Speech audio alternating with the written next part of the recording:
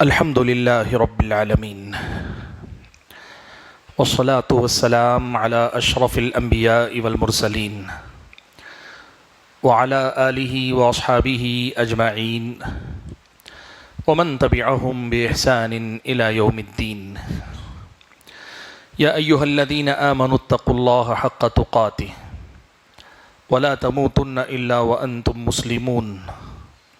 يا أيها الناس اتقوا ربكم الذي خلقكم من نفس واحدة وخلق منها زوجها وبث منهما رجالا كثيرا ونساء واتقوا الله الذي تساءلون به والأرحام إن الله كان عليكم رقيبا.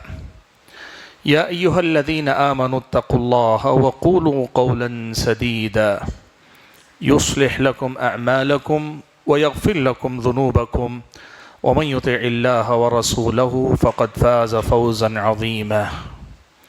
أما بعد فأعوذ بالله من الشيطان الرجيم. بسم الله الرحمن الرحيم. أم حسبتم أن تدخلوا الجنة ولما يأتكم مثل الذين خلوا من قبلكم مستهم البأساء والضراء وزلزلوا حتى يقول الرسول والذين آمنوا معه متى نصر الله ألا إن نصر الله قریب. محترم علماء کرام، بزرگوں، نوجوان بھائیوں اور پردہ نشین خواتین اسلام، رب ذوالجلال کا مجھ پر اور آپ سب پر بے انتہا فضل و کرم ہے کہ آج اس کے اپنے اس گھر میں مجھے اور آپ کو اکٹھا ہونے کا اس نے موقع دیا، اور کچھ ایسے موضوعات جن کا ہماری اور آپ کی زندگی سے بڑا گہرا تعلق ہے، سننے سنانے پڑھنے پڑھانے کا اس نے موقع نصیب فرمایا ہے. مجھ سے پہلے آپ کے سامنے برادر عزیز حافظ ملیح الرحمن عمری حفظہ اللہ نے ابتلا اور آزمائش کے حوالے سے بہت ساری باتیں رکھی. میرا عنوان ان کے بعد کا ہے فوراً، اور میرا عنوان ہے مدد کب آئے گی، یعنی اللہ کی مدد کب آئے گی. اور میرے بعد انشاءاللہ آپ کے سامنے شیخ عبدالقدیر عمری حفظہ اللہ بات کریں گے، جو مسلمانوں کے جو مسائل ہیں ان کے اسباب اور علاج پر بات کریں گے. تو گویا یوں سمجھیے کہ ہم تینوں مل کر ایک عنوان کے مختلف پہلوؤں پہ بات کر رہے ہیں. میرے سامنے جو عنوان ہے کہ اللہ کی مدد کب آئے گی، تو اس سوال کو پہلے ہم سمجھ لیتے ہیں. اللہ تبارک و تعالیٰ نے یہ دنیا ہم اور آپ کو عطا فرمائی ہے. اس دنیا میں اللہ تعالیٰ نے ہم اور آپ کو پیدا کیا ہے، تو یہاں امتحان کے لیے پیدا کیا، آزمائش کے لیے پیدا کیا. اللہ نے فرمایا الذی خلق الموت والحیات لیبلوکم ایکم احسن عملا. وہ جس نے موت و حیات کو پیدا ہی اس لیے کیا کہ وہ تمہیں آزما کر دیکھے کہ تم میں سے کون عمل کے اعتبار سے بہتر واقع ثابت ہوتا ہے. تو یہ زندگی ہے تو زندگی میں آزمائش ہے، زندگی ہے تو زندگی میں آزمائش. اور جیسے آپ نے ابھی سنا کہ ابتلا و آزمائش اللہ دے کر بھی کرتا ہے اور اللہ لے کر بھی کرتا ہے. اللہ تعالیٰ کی نعمتیں بھی آزمائش ہیں، اور اللہ تعالیٰ کی طرف سے آنے والی مصیبتیں اور تکلیفیں بھی آزمائش ہیں. انسان کا معاملہ بڑا عجیب ہے، وہ نعمتوں کی آزمائش کو نہیں پہچان پاتا، اور دوسری طرف مصیبتوں کی آزمائش پہ وہ صبر نہیں کر پاتا، نعمتوں پہ شکر نہیں کر پاتا اور مصیبتوں پہ صبر نہیں کر پاتا، اور یہیں بندہ لغزش کا شکار ہوتا ہے. یہ جو عنوان ہے کہ آپ کے ہماری زندگی میں مصیبتوں کا آنا، یہ اللہ تبارک و تعالیٰ کی طرف سے مقدر ہے، یہ آئے گا ہی. آپ اس مسئلے کو دیکھیں کہ ہماری زندگی میں مسائل ہیں. فرد کے طور پر، اکیلے ایک انفرادی شخصیت فرد کے طور پر اگر دیکھیں، میری زندگی میں کچھ پریشانیاں چھوٹی یا بڑی ہوں گی، لیکن ہیں میری پریشانیاں. آپ میں سے ہر کسی کی زندگی میں ہوں گی، کم ہوں گی، زیادہ ہوگی، چھوٹی ہوں گی، بڑی ہوں گی، لیکن زندگی میں مسائل ہیں، سب کو اللہ نے دی. عائلی زندگی میں یعنی گھریلو زندگی میں بھی مسائل ہوتے ہیں، میاں بیوی کے درمیان سمجھداری انڈرسٹینڈنگ میں کمی، اور بڑی مشکل سے میاں بیوی کے درمیان آ جاتی ہے، بچوں کے اور ماں باپ کے درمیان کئی بار نہیں ہو پاتی، کئی بار ایک گھر میں آ جاتی ہے، بھائیوں کے ساتھ نہیں ہو پاتی، بہنوں کے ساتھ مسائل، عائلی زندگی پر بھی انسان کی زندگی میں آزمائش آتی ہے۔ اور خاندان قبیلے کی سطح پر بھی آپ دیکھیں، قوم و ملت کی سطح پر بھی آپ دیکھیں، مسلم قوم کے یہ جو ہندوستان کے اندر، ہمارے اپنے ملک کے اندر مسائل ہیں، آزمائشیں ہیں، کیا کچھ نہیں ہو رہا ہے مسلمانوں کے ساتھ۔ میں صرف فہرست گناتا جاؤں تو بات لمبی ہوگی، مقصد گنانا نہیں، آپ جانتے ہیں کیا کیا پریشانیاں آدمی کے پاس ہیں۔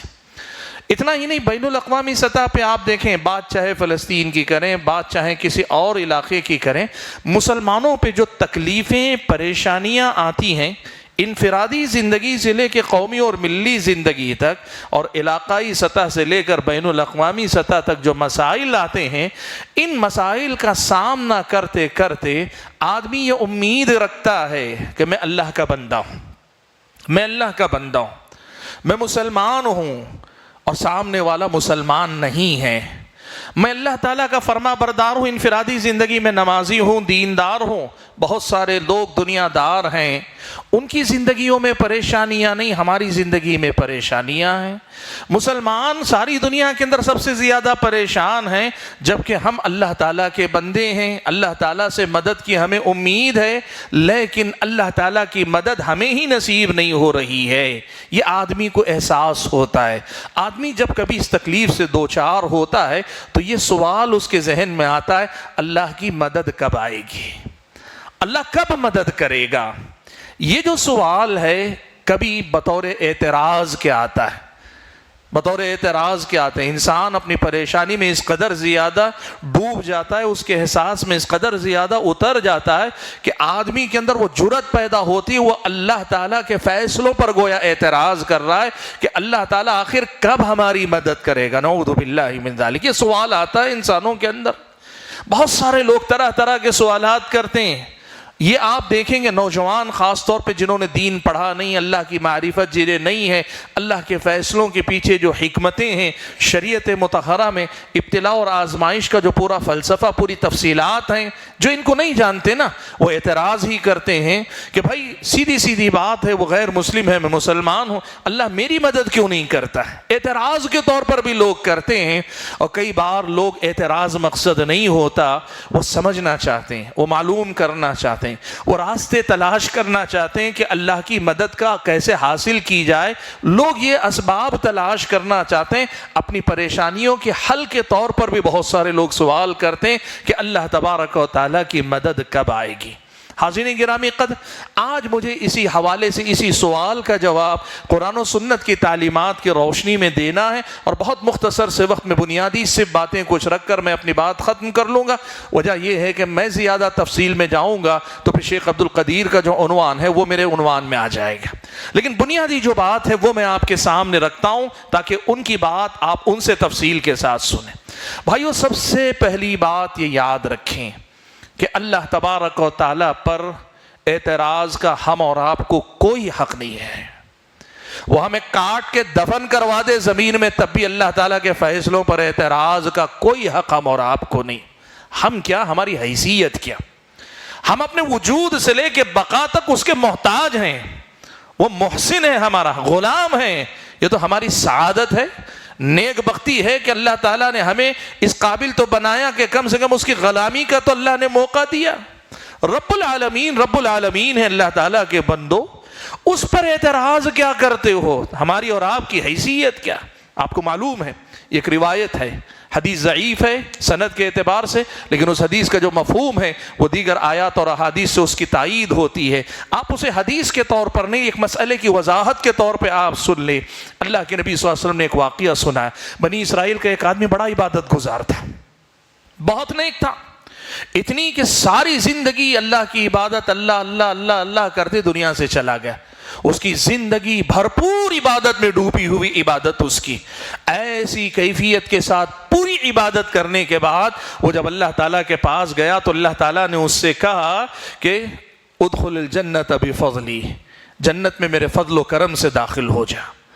اس بندے نے سوال کیا کہ اللہ تعالیٰ ساری زندگی تیری عبادت کر کے آیا ہوں، ساری زندگی تیری عبادت کر کے آیا ہوں، کیا جنت میں داخل ہونے کے لیے ابھی بھی تیرے فضل و کرم کی مجھے ضرورت ہے؟ میرا عمل کافی نہیں، میرا عمل کافی نہیں کہ میں اپنے عمل کے بدلے میں جنت میں بھیج دیا جاؤں؟ پیارے نبی صلی اللہ علیہ وسلم فرماتے ہیں اللہ نے فرشتوں کو حکم دیا کہ فرشتوں اس آدمی کی ایک زندگی بھر کے جو کچھ اعمال ہیں نا، سارے اعمال اکٹھا کرو، اکٹھا کر کے ایک ترازو کے پلڑے میں رکھ دو، ترازو کی ایک پلڑے میں رکھ دو، اور پھر اس کے بعد اس کی ایک آنکھ نکال کر کہا دوسرے پلڑے میں رکھ دو۔ اللہ کے نبی فرماتے ہیں کہ جو پلڑا آنکھ جس میں رکھی تھی وہ جھک گیا، اعمال والا پلڑا اوپر اٹھ گیا۔ اللہ نے کہا بندے ساری زندگی جو تو نے عبادت کی ہے نا، میں نے جو آنکھ تجھے دی ہے، پوری نعمتیں تو دور، ایک آنکھ کا حق تو ادا نہ کر سکا ساری زندگی کی عبادت کے ذریعے، اور تو اس بات کی توقع رکھتا ہے کہ تجھے اپنے عمل کے بدلے میں جنت مل جائے۔ اللہ کے بندو یہ حدیث ضعیف ہے سند کے اعتبار سے، لیکن اس کا معنی اللہ کے نبی صلی اللہ علیہ وسلم کی اس صحیح حدیث سے ثابت ہوتا ہے جس میں اللہ کے نبی نے کہا اللہ کے بندو یہ جان لو لن يدخل احدکم عملہ الجنہ، کسی بھی آدمی کو اس کا عمل خود جنت میں داخل کرنے کے قابل نہیں کر سکتا، یعنی عمل چاہے جتنا کر لے اپنے عمل کے بل پر جنت میں نہیں جائے گا۔ اللہ کے نبی صلی اللہ علیہ وسلم سے صحابہ نے پوچھا ولا انت یا رسول اللہ، اللہ کے رسول کہ آپ کا عمل بھی آپ کی جنت کے لیے کافی نہیں ہوگا؟ اللہ کے نبی نے کہا ولا انا، میں بھی اپنے عمل کی بنیاد پہ جنت میں نہیں جا سکتا الا ان یتغمدنی اللہ برحمت من، الا کہ اللہ تعالیٰ اپنی رحمت میں مجھے ڈھانپ لے، اپنے رحم و کرم سے مجھے جنت میں داخل کر دے۔ اللہ کے بندو اس حدیث کی روشنی میں ہماری حیثیت دیکھو، ہم کیا ہیں؟ ہماری حقیقت ایک نطفہ ہے اللہ کے بندو، ایک حقیر سا نطفہ۔ وہ ہے جس نے ہمیں نطفے سے پیدا کر کے اس قابل بنایا کہ آج ہم سوچتے ہیں، بولتے ہیں، دیکھتے ہیں، چلتے ہیں، پھرتے ہیں، کھاتے ہیں، پیتے ہیں، اور اتنی جرأت آ گئی کہ اللہ تعالیٰ کے فیصلوں پر اعتراض کرو گے۔ اللہ نے کہا وما ربک بظلام للعبید، تمہارا رب بندوں پہ ظلم کبھی کرنے والا نہیں، اس لیے کبھی اللہ تعالیٰ کے فیصلوں پہ سوال یا اعتراض مت کرو۔ کیا کرنا پڑے گا؟ اپنے اندر دیکھو، سبب اپنے اندر تلاش کرو، اللہ کے فیصلوں پہ اعتراض مت کرو۔ وہ جو کرتا ہے وہ اللہ تعالیٰ کا عین عدل و انصاف ہے۔ وہ آج اگر مسلمانوں کو پریشانیوں میں ڈالا ہے، اگر وہ بندوں کی سزا ہے تو انصاف کے اوپر سزا دے رہا ہے، اور اگر بندوں کی آزمائش ہے تو جزا اتنی اللہ تعالیٰ عطا کرے گا کہ اس آزمائش کا پھر کوئی اعتبار باقی نہیں رہے، یعنی اس کی کوئی حیثیت باقی نہ رہ جائے۔ اس لیے میں نے کہا پوچھنے والے کہ اللہ کی مدد کب آئے گی، ایک تو اعتراض کرنے کے لیے پوچھتے ہیں، اور یہ اعتراض کرنے کا حق اللہ تعالیٰ نے کسی کو نہیں دیا، اس لیے کہ اس قابل ہے ہی نہیں۔ انصاف کی اگر بات کرنا چاہتے ہو تو دیکھو جو اللہ نے دے دیا ہے، زندگی بھر لٹک بھی جاؤ تو اس کا حق ادا نہیں کر سکتے، سوال کیا کرنے کے لیے چلے ہو؟ اللہ نے جو دے دیا ہے نا اس کا حق تم سے ادا نہیں ہو رہا ہے، تم اللہ کا حساب کرنے چلے ہو۔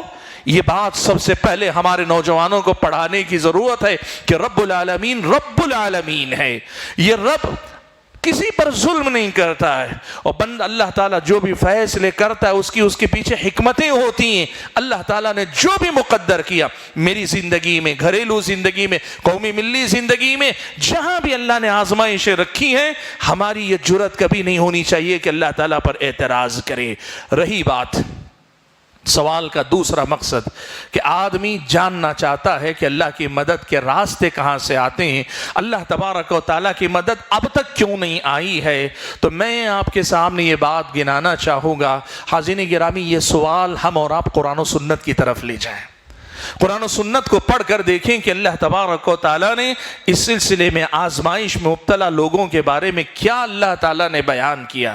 میں 3-4 بنیادی باتیں صرف ذکر کرتا ہوں، ان کو یاد رکھیے گا، چاہے وہ قوم و ملت کے مسائل ہوں یا ہمارے اپنی انفرادی زندگی کے، شخصی زندگی کے معاملات ہوں، سب جگہ کے لیے اللہ تعالیٰ کا یہ قانون ہے۔ پہلی بات یاد رکھو، اللہ تبارک و تعالیٰ نے قرآن و سنت میں یہ بات بیان کی ہے کہ زندگی ہے تو آزمائش ہے، ایمان ہے تو آزمائش ہے، ایمان والے ہو تو آزمائشیں آئیں گی۔ یہ جو تصور ہے ایمان لا کر ہم اللہ کے بندے بن رہے ہیں، ہم پہ کوئی مصیبت نہیں آنی چاہیے، کوئی آزمائش نہیں آنی چاہیے، یہ تمہارا تصور غلط ہے۔ اللہ نے کہا الف لام میم، احسب الناس ان يتركوا ان يقولوا آمنا وهم لا يفتنون، کیا لوگوں نے یہ سمجھ رکھا ہے کہ وہ کہیں گے ہم ایمان لائے تو ان کو چھوڑ دیا جائے گا اور ان کو آزمایا نہیں جائے گا؟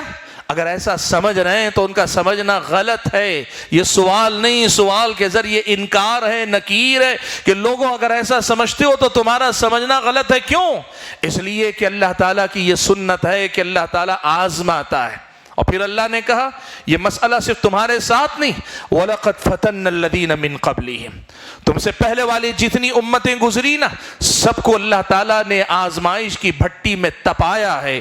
اللہ تعالیٰ نے اس مرحلے سے گزارا ہے سب کو. کیوں؟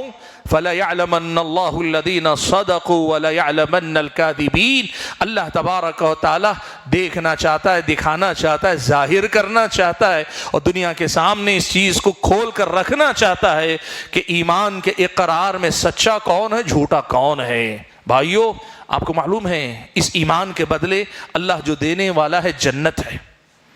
اللہ تعالیٰ جو دینے والا ہے جنت ہے. اور جنت کیا چیز ہے معلوم ہے؟ اللہ تعالیٰ نے، اللہ کے نبی نے فرمایا موضع صوت فی الجنہ، جنت کے اندر کا ایک کوڑا جسے آپ نے دیکھا ہوگا گاڑی چلانے والے چاہے گائے کے لیے یا گھوڑے کے لیے ایک کوڑا رکھتے ہیں کہ موضع صوت فی الجنہ، جنت کے اندر کا ایک اتنی جگہ، ایک کوڑے بھر کی جگہ، مان لیجئے ایک گز بھر جگہ، جنت کی ایک گز بھر جگہ دنیا اور دنیا وما فیہا میں جو کچھ ہے اس سے کہیں زیادہ بہتر ہے. اور جنت کے سب سے آخری درجے کوئی جنتی کو اللہ جو دینے والا ہے کتنا معلوم ہے؟ یہ پوری دنیا اس سے 10 گنا بڑھ کر اللہ تعالیٰ جنت میں دینے والا ہے. اتنا بڑا انعام آپ کو ملنے والا ہے تو کیا ایسے تھوڑی مل جائے گا؟ اللہ آزمائے گا نہیں. اپنے آپ کو ثابت بھی کرو، اللہ کی بندگی کر کے بتاؤ کہ تم واقعی معنوں میں اللہ تعالیٰ کے انعام کے لائق ہو. اللہ تعالیٰ اتنا بڑا انعام تمہیں دینا چاہتا ہے اور اتنے بڑے انعام کے لیے تمہیں یہاں یہ سب چیزیں ان آزمائشوں سے گزرنا پڑے گا. ساری زندگی اسی پہ تو چلتے ہو، بیویوں سے دور، بچوں سے دور، کاروبار میں جاتے ہو، دھوپ میں جو ہے پریشان ہوتے ہو، سردیوں میں ٹھنڈی ٹھٹرتی سردی میں نکلتے ہو، برستی بارش میں جاتے ہو، تکلیفیں اٹھاتے ہو. کیوں؟ معلوم ہے کہ اس تکلیف کے بعد کچھ فائدہ حاصل ہوگا جس سے ہماری کچھ دنیا بہتر ہوگی. جب دنیا کے معاملے میں اس ضابطے کو سمجھتے ہو تو پھر آخرت کے معاملے میں سمجھنے میں کیوں غلطی کر رہے ہو؟ یہ دنیا ہے تو یہاں آزمائش ہے، اور آزمائش بھی ہلکی نہیں، بہت سخت آزمائش ہوگی، اس لیے کہ انعام اللہ نے بہت بڑا رکھا ہے. قوم و ملت کے مسائل کی بات ہو یا کسی آدمی کو اللہ نہ کرے کوئی بڑی بیماری اللہ نے دے دی، آدمی اللہ نہ کرے شوگر، آپ مان لیں آدمی کینسر کا پیشنٹ ہو گیا، کڈنی چلی گئی، یا کوئی بڑا مرض یا ایسی کوئی بیماری کہ جس سے آدمی کی زندگی کا چین و سکون ختم ہو جائے، جو بھی آزمائش اللہ مقدر کرے پہلے تو عافیت طلب کرو. لیکن اگر اللہ تعالیٰ نے مقدر کر دیا ہے تو یہ دیکھو کہ اللہ تعالیٰ کا انعام بہت بڑا ملنے والا ہے، اس لیے کبھی ان کی شکایت مت کرو. سبحان اللہ. بھائیو میں آج ایک بات بڑی ذمہ داری سے کہتا ہوں. آج ہم اور آپ جانتے ہیں سوشل میڈیا کے ذریعے ہم اور آپ تک ماب لنچنگ کا جب کوئی ویڈیو آتا ہے نا دل سے تکلیف محسوس ہوتی ہے، تکلیف ہوتی ہے، برداشت نہیں ہوتا. فلسطین کے حالات کے اوپر اگر وہاں بچوں کو، بوڑھوں کو اور ہسپتال میں لیٹے مریضوں کو بے دردی کے ساتھ مرتے دیکھتے ہیں نا تو اندر سے تکلیف ہوتی ہے آدمی کو. لیکن آپ دیکھیں اس سے قریب صورتحال کو لے کر حضرت خباب رضی اللہ تعالیٰ عنہ، صحیح بخاری کی روایت ہے، اللہ کے نبی کے پاس جاتے ہیں. اللہ کے نبی کے پاس جاتے ہیں، مکی دور ہے، خباب اللہ کے نبی کے پاس جا رہے ہیں، کہہ رہے ہیں اے اللہ کے نبی اتنے ستائے گئے ہیں کہ اب برداشت نہیں ہوتا، متی نصر اللہ، اللہ کی مدد کب آئے گی؟ یہی سوال جو آج ہمارا عنوان ہے. حضرت خباب بن ارت رضی اللہ تعالیٰ عنہ نے اللہ کے نبی سے پوچھا. یہ کون ہے معلوم ہے؟ حضرت خباب وہ ہیں کہ جن کے مالکہ نے انگارے لے لے کے حضرت خباب کی پیٹھ کو داغا ہے. جلتے انگارے لے کر ان کی پیٹھ کو داغا ہے. کوئی آدمی کتنی تکلیف برداشت کر سکتا؟ ایسے ہی نہیں آ گئے. آج ہم ایک ویڈیو دیکھ کر جو تکلیف محسوس کرتے ہیں نا اس سے گزرنے والوں کی تکلیف کا آپ اندازہ لگائیں. اس تکلیف سے گزرنے کے بعد حضرت خباب آئے، اللہ کے نبی سے کہنے لگے اے اللہ کے نبی متی نصر اللہ، اللہ کی مدد کب آئے گی؟ اب سنو اللہ کے نبی کا جواب. چاہے ہماری زندگی میں کتنی مشقتیں ہوں، تکلیفیں ہوں، اللہ کے نبی کا جواب سنو۔ اللہ کے نبی کعبۃ اللہ سے ٹیک لگائے بیٹھے تھے، سیدھے ہو گئے۔ آپ صلی اللہ علیہ وسلم نے خباب سے کہا کہ خباب، تم سے پہلے والی قوموں کا حال یہ تھا کہ ان میں سے ایک آدمی کو گڑھا کھود کر اسے زمین میں دفنا دیا جاتا، یعنی آدھے جسم تک، تاکہ بھاگ نہ سکے نکل کر، اور اس کے بعد زندہ آدمی کے سر پہ آرا رکھ کر، آرا لکڑی کاٹنے والا آرا رکھ کر اس کے سر پہ کچھ ایسے چلا دیا جاتا کہ جیتے جی آدمی دو حصوں میں کٹ جاتا، بٹ جاتا، لیکن کبھی وہ اللہ تعالیٰ کے دین سے نہیں پھرتا تھا۔ اللہ کے نبی نے دوسری مثال دکھا، ایسے بھی ہوا ہے کہ تم سے پہلے والی قوموں میں کچھ لوگوں کو لوہے کی جو کنگیاں ہوتی، کنگا آپ نے دیکھا ہے، کنگیاں، لوہے کی کنگیاں لے کر ان کے جسم سے گوشت کھرچ کھرچ کر نکالا گیا، زندہ آدمی کے جسم پر سے کھرچ کھرچ کر گوشت نکالا گیا، پھر بھی وہ ثابت قدم رہے۔ پچھلی قوموں کی مثال دے کر اللہ کے نبی جانتے ہیں کہ خباب کس تکلیف سے گزر کے آ کے سوال کر رہے ہیں، لیکن اللہ کے نبی نے کیا کہا؟ اللہ کے نبی نے کہا وَلَكِنَّكُمْ تَسْتَعْجِلُونَ، خباب مسئلہ یہ ہے کہ تم صبر نہیں کر رہے ہو، جلد بازی کا ثبوت دے رہے ہو۔ سبحان اللہ بھائیو، جو انگاروں سے داغنے کے بعد آ کے شکایت کر رہا ہے، اللہ کے نبی کہے تم جلد بازی سے کام لے رہے ہو، تو بھرا بتاؤ اللہ کا فضل و کرم ہے کہ بڑی آزمائش سے گزرنے والے گزر رہے ہیں، لیکن بہرحال وہ کیفیت تو ابھی پوری طرح سب جگہ نہیں ہے۔ الہی کہ آپ فلسطین کے وہ حادثات کی بات کریں، وہ جو ظالموں کا ظلم ہے اس کی بات کریں، اللہ کے نبی نے حضرت خباب سے کہا جلد بازی کر رہے ہو تم لوگ۔ کیا مطلب ہے اس بات کا؟ اس کا مطلب یہ ہے اللہ کے بندو، دنیا کو دنیا کی نظر سے صرف مت دیکھو، دنیا کو آخرت کے ساتھ جوڑ کر دیکھو، تبھی اللہ کے فیصلوں کی حکمتیں سمجھ میں آئیں گی، تبھی اللہ تبارک و تعالیٰ تمہیں وہ ہمت دے گا، وہ حوصلہ دے گا، جہاں تم صبر کر پاؤ گے، برداشت کر پاؤ گے۔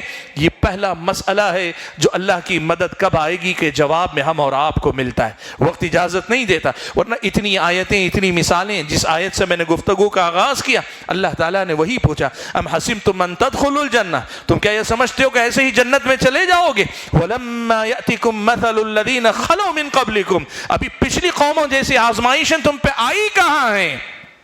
کیا حال تھا؟ مستہم البأساء والضراء، تکلیفیں آئیں، پریشانی آئیں، وَزُلْزِلُوا ہلا کر رکھ دیے گئے، حَتَّى يَقُولَ الرَّسُولُ وَالَّذِينَ آمَنُوا مَعَهُ، رسول تک پکار اٹھے، ان کے ساتھی چیخنے لگے، مَتَى نَصْرُ اللَّهِ، اللہ کی مدد کب آئے گی؟ اللہ تعالیٰ نے کہا الا سنو ان نصر اللہ قریب، اللہ کی مدد قریب ہے، آئے گی اللہ تعالیٰ کی مدد، لیکن ویسے نہیں جیسے تم چاہو گے، اس وقت نہیں جب تم طلب کرو گے، اللہ تعالیٰ کے فیصلے حکمتوں بھرے ہیں، رب جب دے گا تب دے گا، مدد کرے گا، لیکن جب وہ دے گا وہی حکمت کا تقاضا ہوگا، اور وہ قریب ہی ہے، زیادہ دور نہیں۔ اللہ کے بندو، یہ پہلا مسئلہ ہے جو اسلامی شریعت ہم اور آپ کو بتاتی ہے کہ صبر کرو، صبر کرو، کہ یہ آزمائش ایمان کے ساتھ جڑی ہوئی ہے، یہ شہادت گاہ الفت میں قدم رکھنا ہے۔ لوگ آسان سمجھتے ہیں مسلمان ہونا، یہ آزمائشوں سے گزر کر ہی ہم اور آپ جہنم سے بچ کر جنت کی طرف جا سکتے ہیں، اس مسئلے کو آپ یاد رکھیں۔ حاضرین گرامی قدر، اللہ تعالیٰ کی مدد کب آئے گی؟ اس کا دوسرا جواب قرآن و سنت سے ہم اور آپ کو یہ ملتا ہے کہ اللہ تعالیٰ نے اس دنیا کو دار الاسباب بنایا، دار الاسباب بنایا۔ اللہ تعالیٰ نے یہاں کسی بھی نتیجے کو اس کے سبب کے ساتھ جوڑ کر رکھا ہے۔ سبب اختیار کرو گے اللہ تعالیٰ نتائج دے گا، کھلانے والا اللہ تعالیٰ، پلانے والا اللہ تعالیٰ، لیکن اللہ تبارک و تعالیٰ انسان کو کہتا ہے فَامْشُوا فِي مَنَاكِبِهَا وَكُلُوا مِن رِزْقِهِ، زمین میں چلو پھرو، پھر اللہ تعالیٰ کا رزق کھاؤ، بیٹھے بیٹھے رزق مانگنا یہ اللہ تبارک و تعالیٰ کے بندوں کا طریقہ نہیں۔ تم زمین میں چلو پھرو، تمہیں جو چاہیے اللہ نے اس کے اسباب رکھے، اس کے راستے رکھے، اس کے ذرائع اللہ تعالیٰ نے رکھے، اسباب کو اختیار کرو۔ اور اسباب کیا ہیں؟ دو قسم کے اسباب ہیں۔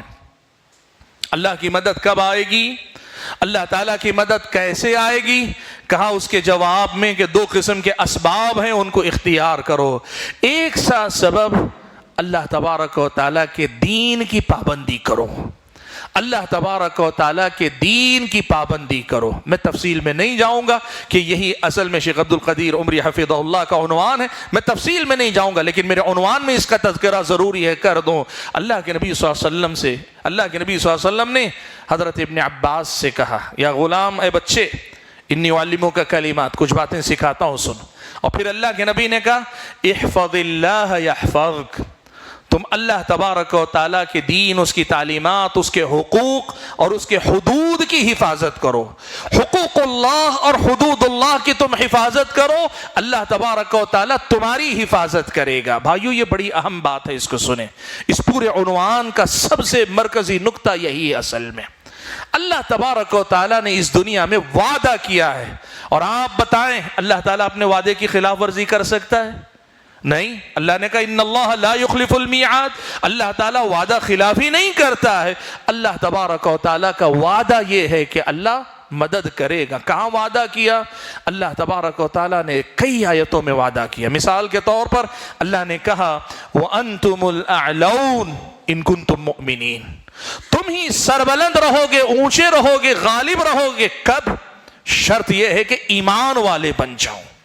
अल्लाह ने फरमाया इन्ना लनंसुरु रुसुलना वल्लज़ीना आमनू फिल हयातिद दुनिया व यौम यक़ूमुल अशहाद। अल्लाह ने कहा कि हम अपने रसूलों की मदद करेंगे और उसके साथ ईमान वालों की भी मदद करेंगे, इस दुनिया में भी और आखिरत में भी। ईमान वाले, अल्लाह तबारक व तआला ने कुरान में फरमाया वअदल्लाहु अल्लज़ीना आमनू मिनकुम व अमिलुस्सालिहात लयस्तखलिफन्नहुम फिल अर्दि कमा इस्तखलफल्लज़ीना मिन क़ब्लिहिम व लयुमक्किनन्न लहुम दीनहुम अल्लज़ी इर्तज़ा लहुम व लयुबद्दिलन्नहुम मिन बअदि खौफिहिम अमना यअबुदूननी ला युश्रिकून बी शैअ। अल्लाह ने कहा, अल्लाह ताला ने तुमसे, ईमान वालों से, और जो ईमान के साथ अमल सालेह करे, उनसे ये वादा किया है कि ज़मीन में अल्लाह ताला तुम्हें खलीफा बनाएगा, इख्तियार अता करेगा, इख्तिदार अदा करेगा। जैसे तुमसे पहले वालों लोगों को अल्लाह ताला ने ज़मीन में इख्तिदार अता फरमाया। वला युमक्किनन्न लहुम दीनहुम अल्लज़ी इर्तज़ा लहुम, तुम्हारे दीन को अल्लाह ताला ज़मीन पे जमा देगा। वला युबद्दिलन्नहुम मिन बअदि खौफिहिम अमना, ये जो खौफ की हालत में जीते हो ना, डरे सहमे जो जीते हो ना, इसे बदल कर अल्लाह अमन अमान बहाल कर देगा। शर्त वही है यअबुदूननी ला युश्रिकून बी शैआ, मेरी ही इबादत करें, मेरी इबादत में किसी को शरीक ना करे। भाइयों, मैं बात तफसील में गए बगैर एक लफ्ज़ में कहना चाहता हूँ, अल्लाह की तौहीद, इत्तिबाए सुन्नत, शिर्क से परहेज, बिदातों से परहेज, नेकियों में आगे बढ़ना, गुनाहों से परहेज करना, ये असल ये है। इस पर मौकूफ है कि अल्लाह ताला की मदद कब आएगी। अब इसका मतलब क्या है मालूम है आपको? सवाल ये नहीं करना है अल्लाह ताला से कि मदद कब आएगी, अपने आप से पूछना है अल्लाह की मदद के काबिल हम अपने आप को कब बना पाएंगे। अपने आप से पूछो अल्लाह ताला के बंदो, आज आप बताओ, शिर्क गली गली नजर आता है, डंडे हैं, झंडे हैं, बाजार है, आदमी यहां है, अल्लाह ताला किस लिए मदद करे आपकी? आप उसके बागी बनकर जिंदगी गुजार रहे हैं, उसके बंदों को, जो उसकी मखलूक है, उसके बराबर ले जाके बिठा रहे, उसके हक उनको दे रहे। शिर्क आप करें और आप कहें फिर भी अल्लाह ताला हमारी मदद करे, होगा कैसे बताओ? भाइयों, मैं तफसील में जाना नहीं चाहता। जैसे मैंने कहा, ये बुनियादी मसला है कि दीन हमारे अंदर जितना आएगा उसी कदर अल्लाह की मदद आएगी। तफसील इंशाअल्लाह शेख आपके सामने रखेंगे। हाज़िरीन गिरामी कदर, दूसरा सबब, असबाब की दो अल्लाह ताला ने कहा, एक तो मानवी और हकीकी सबब है जिसको मैंने दीन से कुर्बत, दीन को महफूज करना या हुकूकुल्लाह और हुदूदुल्लाह की हिफाजत करना मैंने कहा। और दूसरी चीज़ है, देखो एक बड़ी अहम बात है, अल्लाह के बंदो, इस दुनिया को अल्लाह ने दारुल असबाब बनाया है, तो यहाँ मदद के लिए असबाब अल्लाह ताला ने रखे। हमारा मसला ये है कि बहैसियत कौम, हम में से बहुत सारे लोग वो मादी असबाब इख्तियार करने के लिए तैयार नहीं, लेकिन चाहते हैं कि अल्लाह ताला हमें मदद कर दे, हमारे मसाइल का खात्मा कर दे। मैं छोटी मिसाल आपको देता हूँ। देखिए, आप जानते ये दुनिया चलती है, इसका एक सिस्टम है, इख्तिदार है, हुकूमत है, हुकूमत के मुख्तलिफ शोबाजात हैं, मुख्तलिफ शोबाजात में वहाँ नुमाइंदगी करनी पड़ती है, सब कुछ। हमारा मसला ये है कि हमने वो सब कुछ दूसरों पे छोड़ा हुआ है, पढ़ते नहीं हमारे बच्चे। ड्रॉप आउट्स का अगर आप देख लें, 10th के बाद पढ़ने वाले बच्चे बहुत कम हैं। आपकी बस्ती फिर भी ठीक है, कम से कम 10th है, उससे ऊपर माशाल्लाह पन्नमपट बड़ी अच्छी जगह इस मामले में।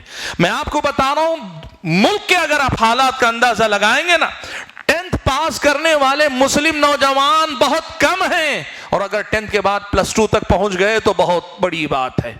इससे तो दुनिया नहीं बदलेगी ना। ارے دنیا کو اللہ تعالیٰ نے اسباب کا گھر بنایا ہوا ہے، اتنے قابل بنو کہ اسباب تمہارے ہاتھ میں رہیں، تم اپنے لیے ملک کے لیے مفید اتنے بن جاؤ کہ تمہیں ملک اپنی ضرورت سمجھے، تم ملک پہ بوجھ مت بنو، تم ملک کی ضرورت بنو، اس کی ہمیں فکر کرنی چاہیے۔ ہمارا مسئلہ یہ ہے ہم اس میں جو ہے کرنے کے لیے تیار نہیں، مادی دنیا میں مادی اسباب اختیار کرنے کے لیے تیار نہیں، لیکن ہم چاہتے ہیں حکومتوں کے فیصلے ہماری تائید میں ہونے چاہیے، ہمارے خلاف کوئی غلط کام نہیں ہونا چاہیے۔ ایسے نہیں ہوتا، رحم و کرم پہ جینے والے مل گیا تو رحم و کرم، ورنہ پیروں کے نیچے ڈال کے روندے جائیں گے تو کوئی آپ پہ ترس نہیں کھاتا۔ اللہ کے بندو، بھیک مانگنے کا زمانہ نہیں، اپنے آپ کو اس قابل بناؤ کہ اس ملک کی ضرورت بن جاؤ، لوگ آپ کی ضرورت محسوس کریں۔ اللہ کے بندو، پڑھو لکھو آگے بڑھو، یہاں تک کہ ملک کے ہر کونے میں تمہیں لوگ ضرورت سمجھیں، اور جب آپ اس ملک کی ضرورت بن جائیں گے نا تو پھر دنیا والے اتنی آسانی سے آپ کے حق میں اتنے بڑے بڑے فیصلے نہیں لے پائیں گے۔ یہ آپ کا حق ہے، یہ آپ کا راستہ ہے، اور اس ملک میں آپ کے لیے مشکلات ہو سکتی ہیں، دروازے بند نہیں ہو سکتے، یاد رکھنا۔ اللہ کا فضل و کرم ہے کہ آپ کے اوپر دروازے بند نہیں ہو سکتے، محنت کرنی پڑے گی۔ ہاں مشکلات آ سکتی ہیں، قوانین بنتے بگڑتے ہیں تو بہت کچھ ہو سکتے ہیں، کہیں تعصب ہو سکتا ہے، کہیں کچھ کمی بیشی ہو سکتی، کئی جگہ پہ ہمارے اپنے لوگ غلطیاں کر سکتے ہیں، لیکن اگر اسے ٹھان کر آگے بڑھیں گے، آپ یقین کرو دنیا بہت آگے تک آپ کو دروازہ، آپ کو موقع دے گی، اور آپ اپنے آپ کو اس قابل بنا پائیں گے۔ اللہ کے بندو، آج بڑا مسئلہ یہ ہے کہ ہم اپنے مسائل کے لیے بھی دوسروں سے چاہتے ہیں وہ ہمارے مسائل حل کر دیں۔ میں چھوٹی مثال آپ کو دیتا ہوں، میڈیا میں مسلمانوں کے خلاف کیا کچھ نہیں ہو رہا ہے، آپ پوری دیانت داری کے ساتھ بتاؤ، این آر سی کا موقع آیا تب بھی، یا پھر یہ کہ اس کے بعد جو مسائل آ رہے ہیں تب بھی آپ کو معلوم ہے مسلمانوں سے بڑھ کر غیر مسلم ہمارے مسئلے میں بول رہے ہیں۔ یہ زمین کی بہت بڑی سچائی ہے۔ اللہ کے بندو، ہم اپنے حق کے لیے خود بولنے والے نہ بن سکیں، اپنے حق کا مطالبہ کرنے والے نہ بن سکیں، تو اللہ تعالیٰ کیا بیٹھے بیٹھے ہماری جھولی میں دنیا ڈال دے گا ہماری؟ اللہ کہے گا دنیا دارالاسباب ہے، سبب کو اختیار کرو، اللہ تعالیٰ تمہیں نوازے گا۔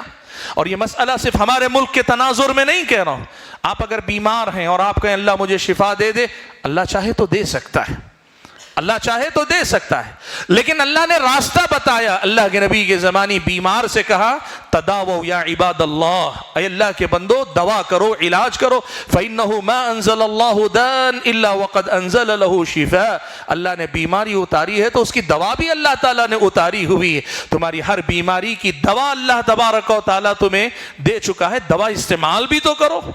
دنیا دارالاسباب ہے، اسباب کو اختیار کیا کرو، اگر اسباب کو اختیار کرو گے اللہ تعالیٰ تمہیں نوازے گا۔ بھائیو، آج کے دور میں کرنے کا ایک بڑا کام یہ ہے کہ ہم اس پر سوچیں کہ کہاں کہاں ہمیں محنت کر کے یہ قوم کے طور پر مضبوطی سے اپنا مسئلہ ہم حل کریں گے۔ حکومت کو کرنا چاہیے، سچ ہے ہم حکومت سے بات کریں گے، حقوق کا مطالبہ کریں گے، یا پھر یہ کہ جو ڈپارٹمنٹ میں بیٹھے لوگ ہیں سارے شہریوں کی طرح ہمارا بھی حق برابر دینا چاہیے، ہم اس کے لیے بھی بات کریں گے، یہ سب ہوتا رہے گا، لیکن ہمارے اصل میں کرنے کا کام کیا ہے؟ ہم اپنے آپ کو اس قابل بنائیں کہ ہمارا حق ہم لیں گے، اپنے بل پہ لیں گے اور اپنے دم پہ لیں گے۔ اللہ تعالیٰ کے بندو، یہ ملک ہمارا ہے اور اس ملک کی ہر چیز میں ہمارا برابر کا حصہ ہے، تو آگے بڑھ کے محنت کرو، سماج کے لیے اپنے آپ کو اتنے مفید بناؤ کہ یہ ملک آپ کو اپنی ضرورت سمجھے، یہ سمجھے کہ آپ کو ضرورت ہے۔ آپ یہ بات اچھی طرح سے جانتے ہیں کہ دنیا کے اندر ملک کے حالات چاہے جتنے خراب ہوں لیکن اچھے لوگ یہاں باقی ہیں، بلکہ وہی اکثر ہیں، اور آپ اگر ملک کی ترقی میں حصہ لیں گے تو آپ کے شانہ بشانہ وہ اپنے آپ کو کھڑے ہوا دیکھیں گے اور آپ کو اپنے ساتھ لے کر آگے بڑھیں گے۔ اور یہی مسئلہ بین الاقوامی سطح پر بھی بتاؤں، سیاست پہ بات کرنا کوئی عقل مندی کی بات نہیں، ضرورت نہیں ہے، لیکن میں صرف ایک بات آپ کو بتا دیتا ہوں، فلسطین کا مسئلہ کیا ہے؟ اللہ نے دنیا کو دارالاسباب بنایا، مسلمان ایک آواز ہو کر اگر بات کریں بین الاقوامی سطح پر ان کا ایک وزن محسوس کیا جائے گا، لیکن آپ کو معلوم ہے خود فلسطین کے اندر مسلمان بٹے ہوئے ہیں، خود فلسطین کے اندر، جو نہیں جانتے ان کو معلوم ہونا چاہیے، مشرقی حصہ الگ ہے، مغربی کنارہ الگ۔ آپ یہ بات نوٹ کر کے دیکھیں، غزہ میں ایک الگ تنظیم کا اختیار ہے، دوسرے بقیہ غزہ میں وہاں کے الگ لوگ وہ حصوں میں بٹے ہوئے، اور اس کے ساتھ وہاں موجود جماعتوں کے ساتھ الگ الگ ملکوں کی اپنی سیاستیں، وہ وہاں مسئلے کو حل کرنے سے زیادہ اپنی سیاست چمکانا چاہتے ہیں. یہ جو صورتحال ہے، میں نام لے کر کسی ملک کا سیاست کے موضوع کو سیاست بنانا نہیں چاہتا. اللہ کہتا ہے تمہارا کلمہ اگر ایک ہو، کتاب و سنت کی تعلیمات پر سارے اکٹھا ہو جائیں، وہ تنظیمیں ہوں، وہ ملک ہوں، وہ اپنی اپنی سیاستیں چھوڑ کر خالصتاً اللہ کے گھر کے لیے ایک آواز ہو کر کھڑے ہوں گے، اتنی بری طریقے سے مسلمان نہیں مارے جائیں گے. اللہ کے بندو، کوئی اس پہ بات نہیں کرتا اس سیاست پر. کیوں؟ اس لیے کہ سب یہ بتاتے ہیں کوئی ظالم آ رہا ہے، ان لوگوں کو مار کے جا رہا ہے، مظلوم ہے. مظلوم یقیناً مظلوم ہے، لیکن اس کے اسباب کیا ہیں؟ کون یہ سب موقع دے رہا ہے؟ کس نے یہ موقع دیا آگے بڑھ کر کے ظالم آئے، مجھے مار، بیل مجھے مار؟ دعوت دینے والا کون ہے؟ اس کے پیچھے کیا سیاست ہے؟ کون اس پہ بات کرے گا؟ بھائیو، ہمارے مسائل ہمارے پیدا کردہ زیادہ ہیں، دشمن کے بعد میں ہیں.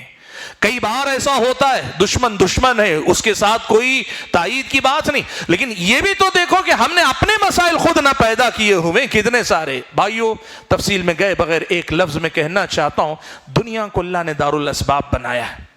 ہر کام کا ایک سبب اللہ نے رکھا، ہر جگہ کا اللہ نے ایک راستہ رکھا ہے.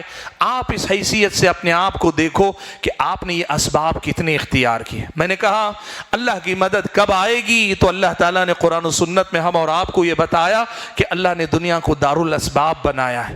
کچھ اسباب وہ ہیں جن کے حقیقی سبب کہتے ہیں ایمانی قوت، اللہ سے تعلق وغیرہ، اور کچھ اسباب وہ ہیں جن کو ہم مادی اسباب کہتے ہیں. دونوں قسم کے اسباب جب مضبوطی سے اپناؤ گے، اللہ تبارک و تعالیٰ کی مدد آئے گی. اللہ کا وعدہ ہے نا، ہم مدد کریں گے ایمان والوں کی دنیاوی زندگی میں، اللہ مدد کرے گا. شرط کیا؟ ایمان والے بن کر دکھاؤ، اسباب اختیار کرنے والے بن کر بتاؤ. اور آخری بات بھائیو، جس پر میں اپنی بات کو ختم کرنا چاہوں گا، بڑی اہم بات آپ کو بتانا چاہتا ہوں. دیکھو، ایک بات میں بتاؤں، یہ سوال ہم کرتے ہیں اللہ تعالیٰ کی مدد کب آئے گی، جبکہ سچ یہ ہے کہ اگر اللہ نے بصیرت والی نگاہ دی ہو نا، اللہ کا کرم ہے کہ ہماری حیثیت سے بڑھ کر اللہ ہماری پہلے ہی سے مدد کر رہا ہے. جتنے گناہ ہماری زندگی میں ہیں اور جتنی غلطیاں ہم کرتے ہیں، اللہ اگر ہمیں اپنے حال پہ چھوڑ دیا ہوتا نا، ہم کب کے شاید اس دنیا سے مٹ گئے ہوتے، کب کے مٹ گئے ہوتے. اللہ نے کہا نا قرآن میں کہ اللہ تبارک و تعالیٰ اگر لوگوں کی پکڑ کرنے پہ آ جائے، ان کے گناہوں کے بدلے میں زمین پہ کسی ایک رینگنے والے جانور کو اللہ زندہ رہنے نہ دے. یہ مت سمجھو کہ اللہ تعالیٰ کی مدد نہیں ہے. آج بھی آپ قومی ملی زندگی کی بات کرو، ملک و ملت کے مسائل کی بات کرو، ایسا نہیں کہ اللہ نے بے یار و مددگار چھوڑ دیا ہے. ہاں، جو مدد ہم سمجھنا چاہ رہے ہیں، جیسی مدد ہم چاہ رہے ہیں، شاید ویسی مدد ہمیں دکھائی نہ دے رہی ہو، لیکن اگر نگاہ بصیرت سے دیکھ پاؤ، اللہ کی مدد میری اور آپ کی زندگی میں ہے. اللہ مدد کر رہا ہے. اللہ تعالیٰ کی مدد ہم سب کو حاصل ہے. اللہ تعالیٰ کے بندو، آپ کیا سمجھتے ہیں ملک کے اندر وہ جو برا چاہنے والے لوگ ہیں، پچھلے کچھ سالوں میں کیا کچھ کر دینا چاہ رہے تھے، کامیاب ہو گئے؟ سب کامیاب ہو گئے؟ نہیں ہوئے. آج بھی وہ اپنے منصوبوں سے بہت پیچھے چل رہے ہیں. ہاں، کچھ میں کامیاب ہوئے، کچھ میں پریشان ہیں، اور بہت سارے منصوبے ابھی دھرے کے دھرے ہوئے. سوال یہ ہے کہ کون ان سب لوگ ان پر روک لگا رہا ہے؟ وہ اللہ کی مدد ہی تو ہے کہ اللہ تبارک و تعالیٰ نے دشمن کو پوری طرح آپ پہ مسلط ہونے نہیں دیا ہے. یہ اللہ کی مدد ہی تو ہے کہ اللہ تبارک و تعالیٰ اہل فلسطین کے حق میں بھی اب ظالموں کے ساتھیوں کا آواز زبان کھولنے پہ اللہ مجبور کر رہا ہے. بھائیو، یہ یقیناً ہے بات کہ ہم جیسی مدد چاہتے ہیں، شاید ویسی مدد ہمیں دکھائی نہ دے، لیکن جتنی مدد اللہ تعالیٰ کر رہے ہیں نا، ہماری حیثیت سے بڑھ کر ہے. ہمارے ایمان، ہمارے اپنے اعمال کو اگر دیکھو تو لگتا ہے ہم تو اس کے لائق بھی نہیں. اللہ کے بندو، یہ کوئی تواضع اور عاجزی کی بات نہیں ہے، سچائی ہے. اپنے اعمال کو دیکھ لو، ہمارے اور آپ کے اعمال کو دیکھ لو، ہمارے اور آپ کی حیثیت دیکھ لو، پتہ چلے گا. سچ تو یہ ہے کہ ابھی ہماری اور آپ کی زندگی میں بہت کمی ہے، لیکن اس کے باوجود رب کریم کا کرم ہم اور آپ پر بہت سارا ہو رہا ہے. ورنہ اعمال پر اگر اللہ تعالیٰ پکڑنے پہ آ جائے، آپ بتاؤ، شرک کی شکل میں اتنی بغاوت ہو پھر بھی اللہ مدد کر رہا ہے. اتنی زیادہ بدعتوں میں جینے مسلم قوم پھر بھی اللہ کی مدد ہے. نافرمانی کتنی ہے، نماز پڑھنے والے کتنے فیصد ہیں، نماز کا کلمے کے بعد سب سے بڑا رکن اللہ تعالیٰ مدد کر رہا ہے۔ اللہ تعالیٰ کے بندو اگر محسوس کر سکو، بصیرت کی نگاہوں سے دیکھ سکو، اللہ تعالیٰ کی مدد ہے۔ ہاں ہم چاہتے ہیں اللہ ہمارے حق میں کلی عافیت لکھ دے۔ یہ جو آزمائشیں، یہ جو پریشانیاں، ان سے اللہ مکمل طور پہ نجات دے دے، آنکھوں کو ٹھنڈک دے اور ان پریشانیوں سے نکال کر ہمارے دلوں کے اندر سکون اتار دے، یہ ہم چاہتے ہیں۔ اور اس کے لیے کیا کرنا پڑے گا؟ میں نے اپنی گفتگو کے اندر کئی باتیں رکھی اور بقیہ باتیں انشاءاللہ میرے بعد والے خطاب میں آپ سنیں گے۔ حاضرین گرامی قدر، بات میں نے شروع کی تھی کہ یہ جو سوال ہے کہ اللہ کی مدد کب آئے گی، قرآن و سنت کی تعلیمات میں اس سے متعلق جو باتیں، بنیادی کچھ باتیں میں نے آپ کے سامنے رکھی۔ اللہ سے دعا کیجئے کہ اللہ تعالیٰ مجھے اور آپ سبھی حضرات اور خواتین کو ان باتوں کو یاد رکھ کر انفرادی زندگی ہو، گھریلو عائلی زندگی ہو، خاندان قبیلے کا مسئلہ ہو، ملک کے اندر قومی ملی مسائل ہوں یا بین الاقوامی سطح پر امت کے مسائل ہوں، اور بلکہ اس سے آگے بڑھ کر پوری دنیا کے مسائل ہوں، اللہ تبارک و تعالیٰ کی مدد کے حاصل کرنے کے جو طریقے ہیں ان کو اپنا کر واقعی معنوں میں اللہ کی مدد کا مستحق بننے کی توفیق عطایت فرمائے۔ اللہ ہماری حفاظت فرمائے، ہماری اگلی نسلوں کی حفاظت فرمائے، اللہ تعالیٰ جان و مال، عزت و آبرو کی حفاظت فرمائے، اور سب سے بڑھ کر اللہ تعالیٰ دین و ایمان کی حفاظت نصیب فرمائے۔ اللہ ہمیں عافیت میں رکھے اور جو مصیبت میں مبتلا ہیں انہیں مصیبتوں سے نجات دے، اور جو کچھ امت پر مصیبتیں آ چکی، افراد پر جو پریشانی آ چکی، ان سب کے لیے کفارہ اور بلندی درجات کا ذریعہ بنا دے۔ آمین۔ وآخر دعوانا ان الحمد للہ رب العالمین۔